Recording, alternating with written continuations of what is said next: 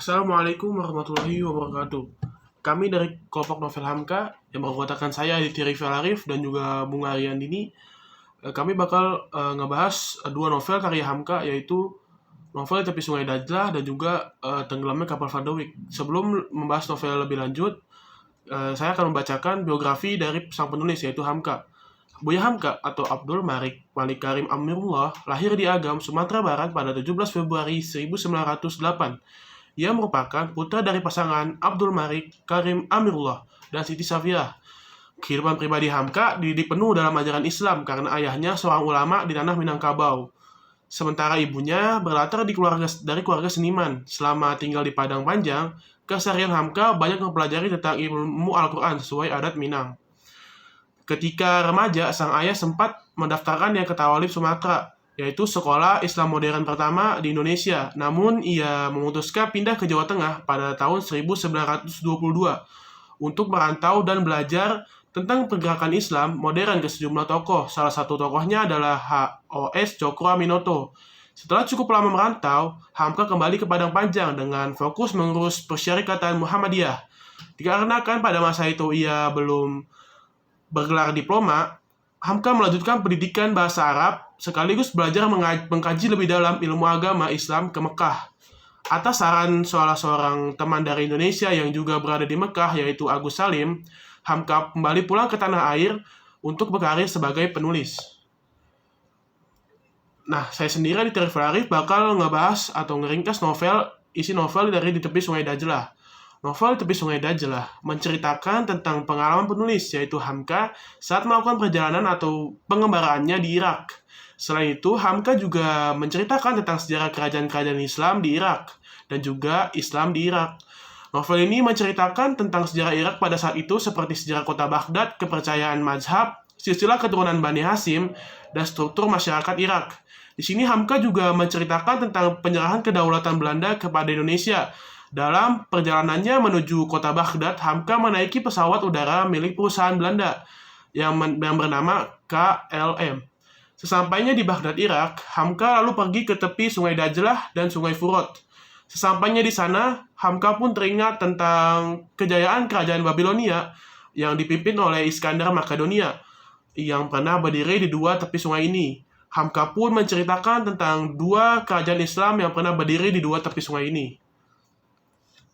Pada zaman pemerintahan Bani Umayyah di Andalusia, yang berpusat di Cordova, Al-Qurtubah adalah zaman keemasan kerajaan Arab di Eropa. Kemudian, raja yang kedua dari Bani Abbasiyah, yaitu Abu Ja'far Al-Mansur, memilih tempat yang bagus tepatnya untuk dijadikan pusat pemerintahan selanjutnya. Pusat pemerintahan Islam selanjutnya yang baru. Akhirnya dipilihlah Baghdad, yang pada saat itu hanyalah sebuah kampung nelayan di tepi Sungai Dajlah. Singkat cerita, setelah Genghis Khan wafat, naiklah cucunya Hulagu Khan. Kemudian ia meneruskan usaha nenek moyangnya, yaitu Genghis Khan, untuk menaklukkan dunia. Hal yang lebih dahulu menjadi tujuan dari Hulagu Khan adalah menentukan Daulah Abbasiyah. Setelah itu pasukan Mongol juga menyerang kota Baghdad. Setelah melakukan kaum Islamiyah, kota Baghdad pun hancur luluh dan hancur luluhlah bangunan yang sudah ada selama ratusan tahun itu. Perang ini merenggut sekitar 80% penduduk kota Baghdad.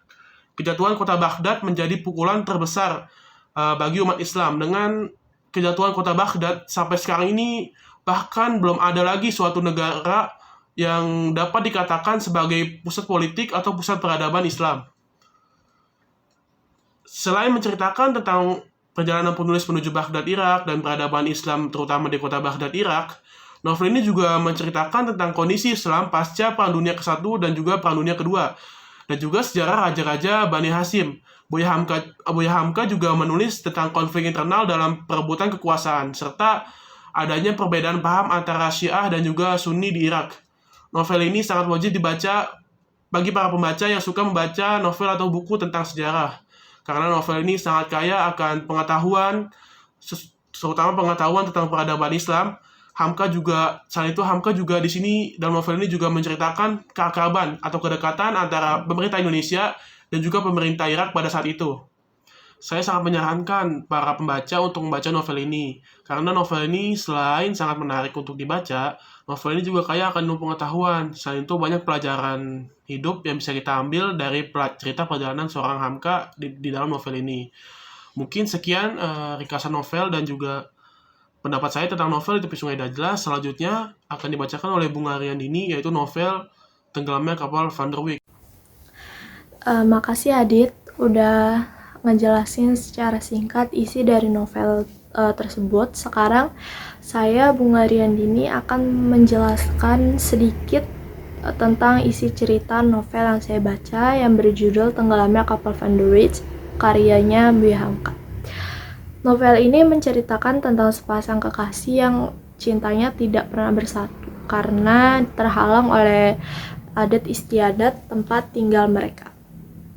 Zainuddin adalah seorang laki-laki yang berasal dari perkawinan campuran, yaitu Minangkabau dan Makassar. Ayahnya Zainuddin berdarah Minangkabau mengalami masa pembuangan ke Makassar dan menikahi ibunya Zainuddin yang berdarah asli Makassar. Zainuddin mempunyai seorang kekasih yang bernama Hayati, namun hubungannya mereka kandas karena terhalang adat istiadat. Karena ibu Zainuddin tidak dianggap sebagai manusia penuh karena ibunya bersuku Bugis. Zainuddin melamar Hayati, namun lamarannya ditolak. Karena itu Zainuddin tidak asli keturunan Minangkabau. Hayati akhirnya dipaksa oleh ibunya menikahi seorang pemuda bangsawan asli Minangkabau bernama Aziz yang memiliki pendidikan tinggi di Eropa. Mendengar kabar tersebut, Zainuddin akhirnya jatuh sakit. Muluk sebagai sahabat Zainuddin membantu Zainuddin agar bangkit kembali dan semangat untuk menjalani hidupnya. Setelah Zainuddin sehat dan bangkit kembali, ia dan Muluk sahabatnya merantau ke Pulau Jawa, yaitu Surabaya. Dalam perantauannya, Zainuddin meraih kesuksesan. Ia menjadi seorang pengarang yang terkenal dengan karya-karyanya. Hubungan Hayati dengan suaminya tidak begitu baik, karena hubungan mereka tidak didasari oleh cinta. Aziz pun memiliki sifat yang buruk. Ia suka bermabuk-mabukan dan bermain wanita. Aziz pun bangkrut dan jatuh miskin. Dalam perjalanannya, Hayati dan Zainuddin bertemu kembali. Akhirnya Aziz menyerahkan Hayati kepada Zainuddin dan Aziz pun mengakhiri hidupnya dengan cara bunuh diri. Cinta Zainuddin kepada Hayati masih membara, namun Zainuddin masih merasakan sakit hati atas penolakan lamarannya saat itu. Jadi Zainuddin menyuruh Hayati pulang ke Minangkabau karena Zainuddin juga tidak tega melihat Hayati hidup sendiri di Surabaya karena suaminya telah meninggal dunia. Tetapi nasib berkata lain, kapal yang ditumpangi Hayati untuk pulang ke Minangkabau yang bernama Van der Wijk ini mengalami kerusakan dan tenggelam. Hayati sempat ditolong dan dibawa ke rumah sakit, namun tidak berangsur lama Hayati tidak bisa tertolong dan meninggal dunia. Dan setelah itu Zainuddin hidup dalam penyesalan atas karena Zainuddin menyuruh Hayati pulang, jadi terjadilah kecelakaan itu. Jadi setelah peristiwa itu Zainuddin hidup dalam bayangan penyesalan dan cinta kepada Hayati. Setiap hari ia mendatangi kuburannya. Zainuddin semakin rapuh dan ia menjadi sakit-sakitan kembali. 1 tahun kemudian, Zainuddin menyusul Hayati ke alam abadi. Saat maut menjemputnya, Zainuddin telah menyelesaikan kisah cintanya bersama Hayati yang berjudul Tenggelamnya Kapal Van der Wijk, yang menjadi tulisan terakhir untuk Zainuddin.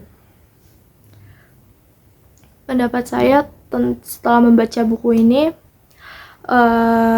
novel ini tuh sangat bagus dan saya merekomendasikan untuk kalian semua untuk membaca ini karena isinya itu benar-benar bagus dan kita bisa mengambil banyak pelajaran dari novel tersebut.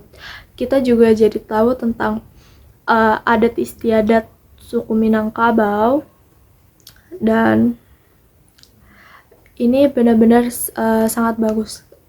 Tapi saya sarankan untuk kalian yang ingin membaca buku ini agar fokus membaca, karena dalam buku ini menggunakan bahasa Melayu yang kental. Jadi kalau misalnya kalian tidak bisa bahasa Melayu, agar kalian tetap fokus membaca buku ini, agar kalian bisa mengartikan sendiri bahasa apa yang mereka sedang bicarakan gitu. Jadi kalian harus fokus membaca buku ini. Nah, segitu dulu dari kita. Semoga apa yang kita sampaikan dapat bermanfaat untuk kalian. Semoga kalian setelah menonton ini dapat ingin juga membaca buku-buku karyanya Hamka ini, karena benar-benar karya-karyanya beliau ini sangat bagus banget, dan pokoknya bagus banget buku karya-karyanya beliau ini. Jadi kita berdua ini sangat merekomendasikan untuk kalian semua agar membaca salah satu karya-karyanya tersebut. Sekian dari kita. Wassalamualaikum warahmatullahi wabarakatuh.